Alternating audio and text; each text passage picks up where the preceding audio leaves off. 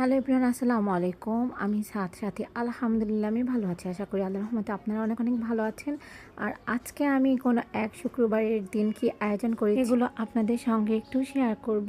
আর আমার বাড়িতে শুক্রবার মানে কিন্তু একটু ভালো মন্দ কিছু রান্না করতে হবে। আর এটা হচ্ছে আমার ছেলের জন্য যদি শুক্রবারে কোনো কিছু ভালো মন্দ না রান্না করা হয় তাহলে ও একদমই মুড অফ হয়ে থাকে। আর ছেলের মুড অফ হওয়া আমার একদমই ভালো লাগে না। মাশাল্লাহ আমার ছেলে কিন্তু অনেক হাসি খুশি, মাশাল্লাহ ওকে হাসি খুশি মানায়। তো ছেলের পছন্দ মতো আজকে আমি সবকিছুই রান্না করেছি। আর ওরা বাবা ছেলে নামাজ পড়তে গিয়েছে আর ওরা জানে না যে আমি ওদের জন্য এত কিছু আয়োজন করেছি। অনেকদিন যাবৎ আমার ছেলে জর্দা খেতে চাচ্ছিল, তো ওর জন্য আজকে আমি জর্দাও রান্না করেছিলাম। আর এই তো ওরা নামাজ পড়ে চলে এসেছে আর এখন ওরা খেতে বসেছে। আপনাদের ভাই আমাকে বললো যে তুমি এত কিছু করেছো, আমি তো জানি না, ভালোই হয়েছে, তোমার হাতের সব খাবার অনেক মজা হয়, পেট ভরে খাবো। আর আপনাদের ভাইয়া পোলাও তেমনটা খেতে চায় না, যখন রান্না করি তখন পেট ভরে খায়। তো যাই হোক, ও হ্যাঁ, আপনাদের তো বলেই হয় নাই আমি সেদিন কি কি রান্না করেছিলাম চিংড়ি মালাইকারি আর হচ্ছে মুরগির রোস্ট, গরুর মাংস